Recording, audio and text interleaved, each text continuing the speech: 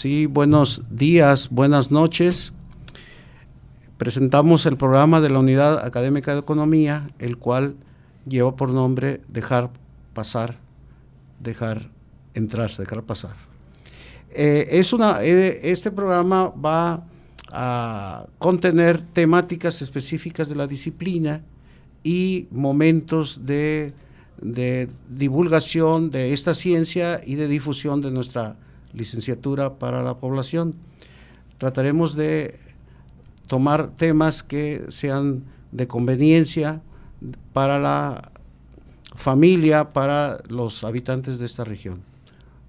Sin más, presentamos el tema de hoy, que es sobre la inflación y la economía doméstica. Tenemos con nosotros al profesor Juan José Mendoza, que nos va a explicar y a introducir en este tema que estamos padeciendo actualmente. Adelante, profesor. Sí, hola a todos. Me da mucho gusto estar en este espacio radiofónico de la Unidad Académica de Economía en comunicación con la sociedad, nuestra universidad, conectándose con la sociedad. Vamos a hablar un poco de lo que es el contexto en el que está ocurriendo el proceso inflacionario en la economía mundial. Y lo primero que hay que decir es que la inflación impacta de manera diferenciada a las economías en el mundo. Hay economías hoy en día, como por ejemplo la de Zimbabue, que tiene una inflación de 262% anualizada, como la de Venezuela en el continente americano, que tiene una inflación de 158%, el caso de Argentina, de Cuba, de Haití, que tienen tasas de inflación superiores al 30%, el caso de Turquía, Irán, que tienen tasas de inflación que rondan el 60%. Pero, en contraste con estas economías de muy alta inflación, tenemos economías como la de China, que tiene una inflación de 2% anualizada, o la de algunos países árabes y africanos también, que tienen tasas de inflación menores al 2%. Entonces, esta es la primera idea que hay que recuperar. Junto a estos dos extremos hay una gran cantidad, la mayor parte de países en el mundo están enfrentando inflaciones que oscilan entre el 7 y el 12, 14% de manera anualizada. Entonces, sí tenemos un fenómeno donde podemos hablar de la existencia de una inflación a nivel mundial. Sí, se reconoce pues que este proceso inflacionario que nos está tocando vivir realmente tiene un impacto en la economía de los hogares, en la canasta básica, y bueno, iremos orientando este análisis hacia ese punto que es donde está, creemos que es donde está la necesidad de una explicación mucho más profunda. Continuamos. Sí, avanzando en la parte de contexto, ¿por qué ha llamado tanto la atención la inflación en nuestro país? Nosotros traemos tasas de inflación de 8.75, 8.71 fue la inflación de los meses de septiembre y octubre. Bueno, la razón es muy sencilla. La economía mexicana no había experimentado estos niveles de tasas de inflación desde hace 20 años. De tal forma que estamos hablando de que los jóvenes que tienen entre los 15 y los 20 años no habían vivido estos niveles de inflación.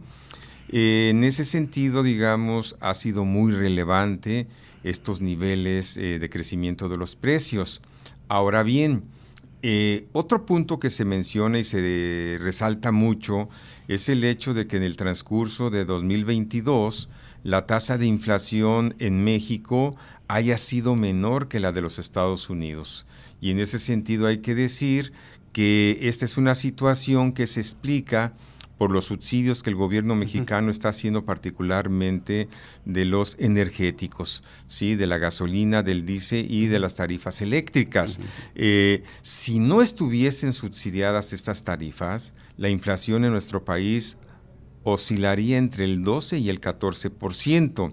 Pero además, si lo mencionamos en una perspectiva históricamente, podemos decirlo de manera absoluta, que la inflación en nuestro país siempre ha sido más alta que la de Estados Unidos, con excepción de 6, 7 meses de 2022. ¿Sí? Nosotros, los que ya tenemos algo de edad, recordamos particularmente los periodos de hiperinflación que vivimos en la década de los 80, en donde, por ejemplo, en el mes de febrero de 1987, la inflación llegó a ser de 159.9% en el mes de febrero, o sea, 160% de incremento de los precios. Hay que decir que en ese mismo año, Argentina enfrentaba una inflación de 3.046%. Era la locura la inflación en América Latina, pero también en nuestro país. Entonces, es importante tener este contexto para ubicar bien las cosas. Sí, bueno, este fenómeno inflacionario que hemos estado padeciendo tiene impactos fuertes en la vida cotidiana de la gente, en la seguridad de sus recursos que tiene, de su ingreso, lo que hace necesario pues meternos de manera analítica al fenómeno. Para ello pues es importante, por un lado, identificar o conceptualizar a qué le llamamos inflación, a qué le llamamos proceso inflacionario, qué entendemos por esto y cómo se está midiendo. Sí, la mayor parte de los textos de economía definen a la inflación como un aumento sustancial y sostenido en el nivel general de los precios.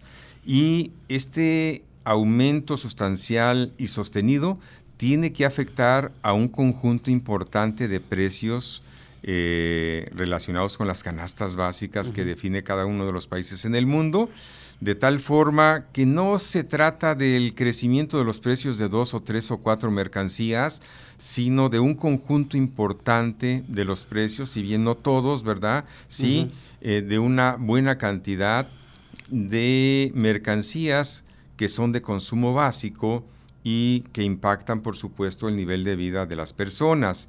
Hay que decir que el proceso de medición de variaciones de los precios sigue una metodología internacional aprobada por organismos internacionales, que la canasta está integrada por 299 artículos genéricos.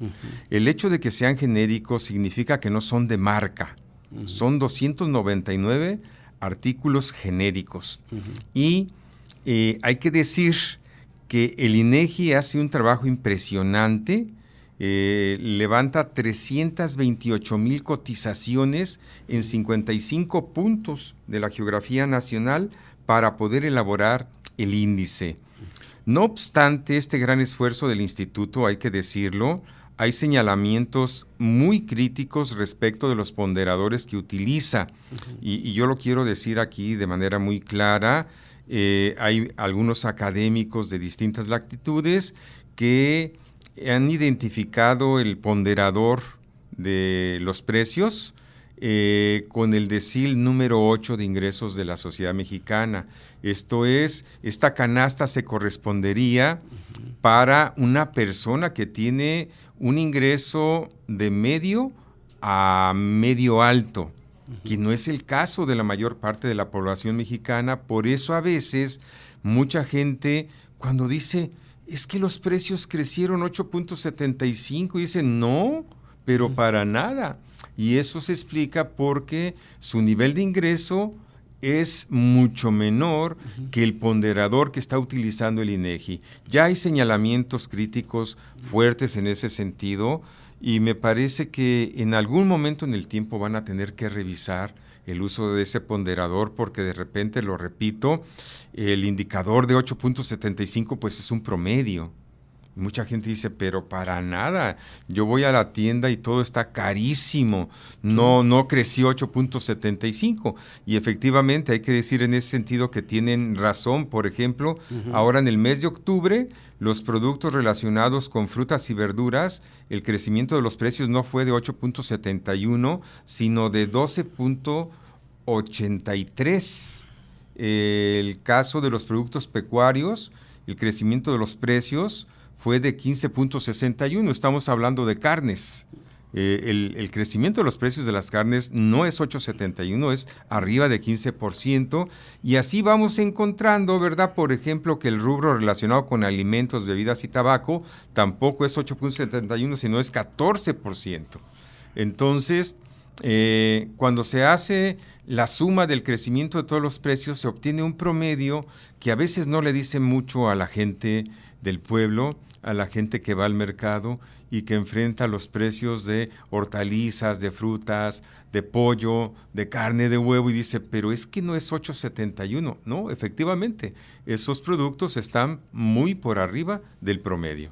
Sí, una observación al respecto de la familia que va, de la madre de familia que va al mercado a comprar su verdura, su fruta, la carne, alimentos. Una consideración es que esa madre de familia que hace esa compra tiene una memoria. Sí. Cotidianamente, aunque no traiga una relación escrita, ella tiene la memoria de un día para otro, de una semana para otra, e identifica. Entonces lo que hacen es que no creen en estos datos. Lo que dicen es ciertamente que van con una cantidad de dinero y traen menos cosas. Quizás, a lo mejor, en gramaje menor, pero ellos identifican perfectamente en lo cotidiano esto, y obviamente la distribución que hacen en la familia es cada vez menor y nutritivamente más baja. Entonces, creo que aquí es donde se relaciona este análisis conceptual, académico, con la vida cotidiana, con las personas que viven este fenómeno y que lo han estado padeciendo a lo largo de los años. Y si tenemos madres de familia que ya son de más de 60 años, pues se podrán acordar de esas cifras de hace muchos años, donde inclusive se perdió el valor de la moneda, se devaluó muy fuertemente. Sí, yo no puedo dejar de olvidar, por ejemplo, que en mi niñez, con 25 centavos me daban una bolotota de dulces, con 25 centavos. Sí, y pareciera ser que tenía una fortaleza enorme en nuestro peso, ¿no? Sí. En comparación, por ejemplo, con la moneda. Estamos hablando dólar. De la década de los 60. De hecho, no hay nada más cercano a las entrañas, al estómago de las personas, que la inflación. Como bien lo apuntabas, las madres de familia van al mercado, hacen la compra, y en ese sentido la inflación es un fenómeno muy, muy cercano al estómago de las familias mexicanas, pero también de los inversionistas, de los empresarios. Es una variable que afecta el funcionamiento del sistema financiero, los préstamos y las condiciones de deuda del sector privado, pero también del sector público. Entonces, es una variable que va mucho más allá de las entrañas de las familias, pero cuando estamos hablando de las entrañas de las familias, estamos diciendo pues que resultado del crecimiento de los precios, tienen que hacer ajustes muy severos a sus niveles de consumo. Y cuando hablamos de consumos, hablamos de sobrevivir. Los planes de inversión pueden esperar, pero el consumo no puede esperar, ¿verdad? Las hipotecas, el sistema financiero puede esperar, pero el alimento no, ¿verdad? En ese sentido decimos que la inflación afecta el bienestar o el malestar de las personas. Y no es exagerado decir que los resultados de ayer antier en Estados Unidos reflejan en buena medida el malestar de la sociedad norteamericana ante los problemas de la inflación que se viven en la economía norteamericana. Prácticamente la Cámara de Representantes se la llevaron los republicanos, y es muy probable también que se lleve en la Cámara de Senadores. Sí, en realidad fenómeno inflacionario, pues podemos decir que tiene causas más allá del entorno nacional. Tiene causas que se originan en el contexto mucho más amplio de nuestro continente y más allá, ¿no? O sea, podemos pensar que las causas, podemos comentar al respecto, maestro. Sí, efectivamente. Hay 3 causas fundamentales que explican el problema de la inflación en el mundo. El primero es la suspensión de actividades, de algunas actividades que el Consejo Mundial de Salud Pública denominó como no esenciales, derivadas de la pandemia de COVID-19. Uh-huh. Separaron sectores de la economía relacionados con la educación, con el transporte, con el turismo, una serie de servicios financieros que se tuvieron que parar. Muchos de estos se llevaron en modalidades a casa, ¿verdad? Pero esto provocó dos grandes problemas. Provocó cambio en los patrones de consumo. El sector servicios sufrió una contracción brutal en el mundo, en nuestro país, en todo el mundo, y eso hizo que se incrementara el producto de bienes, de mercancías físicas, en deterioro de los servicios. También hubo un proceso de previsión y acaparamiento de insumos derivado de la crisis de COVID-19. Esta es una causa fundamental, COVID-19. La otra son las políticas monetarias expansivas que muchos bancos centrales en el mundo impulsaron para reactivar al tejido empresarial y apoyar a los trabajadores en el mundo. Llegó a haber, por ejemplo, para el caso de Estados Unidos, subsidios en efectivo hasta de $2,000 semanales, ¿no? Mensuales. Esta fue otra causa, las políticas de expansión. En el caso de Estados Unidos, el Banco Central tenía antes del COVID-19 una hoja contable de 7 trillones de dólares y después del COVID llegó prácticamente a los 9 trillones de dólares, que ahora tiene el gran problema de retirarlos de la economía para tratar de bajar la inflación, ¿sí? El tercer elemento que hay que mencionar es el de la guerra Rusia contra Ucrania. Estos son los elementos fundamentales a nivel, digamos, mundial. Para el caso de México, hay un cuarto elemento que tiene que ver con la crisis de seguridad pública que vivimos en el país.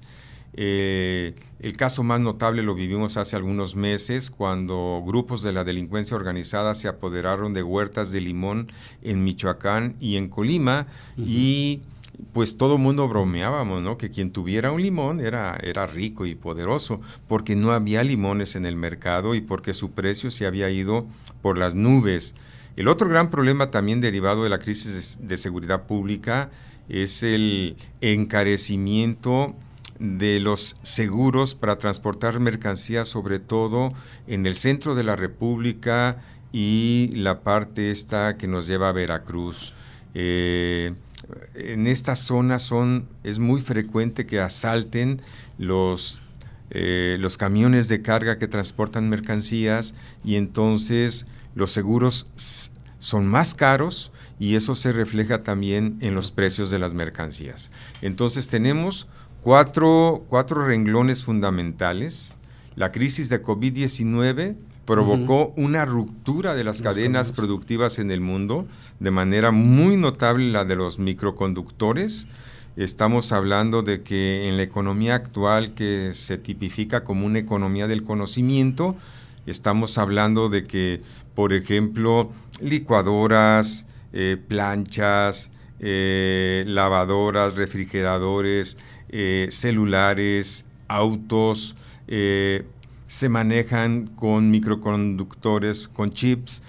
Simplemente para ilustrarlo, un auto nuevo en Estados Unidos se le instalan más o menos alrededor de 2,800 chips para que funcione ese vehículo actualmente. Entonces, la ruptura de las cadenas de producción de valor global en el mundo en materia de microconductores provocó un incremento de los precios de estos productos. El colapso de los puertos, no hubo cantidad suficiente de contenedores marítimos, de tal forma que antes del COVID-19 el precio por trasladar un contenedor de China a América costaba $5,000 y en el contexto post-COVID llegó a cotizarse entre $19,500 y hasta $20,000 un solo contenedor. Evidentemente esto también impacta los precios en el mundo. Hubo un encarecimiento de materias primas relacionadas con el caucho, los plásticos, la madera y un déficit de transportistas enorme en Europa. Se estima que hay un déficit de más de 400,000 transportistas que no han terminado de ser cubiertos. Sí, vemos pues que este fenómeno de la inflación pues tiene sus causas diversas. Así es. Que con la pandemia se intensificaron, la cuestión del transporte, la cuestión del suministro. Entonces vemos, por ejemplo, que hay demanda de productos tecnológicos nuevos y no existen en el mercado. No existen porque no se han producido. Hay un problema de escasez, lo cual hace que el precio de tales productos pues estén muy, muy, muy elevados. Aquí la cuestión es, ¿qué tanto este contexto, esta explicación del problema y sus causas se están tratando de manera importante desde la escuela, desde el interior de las reflexiones que se tienen en la Unidad Académica de Economía, y cómo la población, cómo nuestros estudiantes deberán estar presentes en la explicación, deberán entender esto a partir de las sesiones, de las cátedras, de las discusiones que se dan. Es parte de una cualificación que tienen nuestros compañeros, alumnos, y nosotros creemos que es importante que los jóvenes de bachillerato traten de enfocarse a esta disciplina, especialmente porque tienen el problema cotidiano con su casa, con su familia, con sus amigos, y tendrán que tener unas explicaciones, y no solamente eso, propuestas de resolución en la región, en nuestro estado, que puedan apoyar a la solución de resolver esta problemática tan complicada como es la inflación y como son todos los problemas económicos. Acá en nuestra escuela tratamos el asunto con los profesores, y pues está esta oferta educativa universitaria cada vez más indispensable en la vida de las familias. Por todo ello creemos que es importante que nuestros estudiantes, nuestros aspirantes, cada vez se interesen más por esto, porque es una ciencia social que involucra los comportamientos de consumidores y productores, y que involucra la explicación que van a tener en la mano las familias cuando uno de sus integrantes participe en la formación de estos teóricos, técnicos y científicos de la ciencia económica.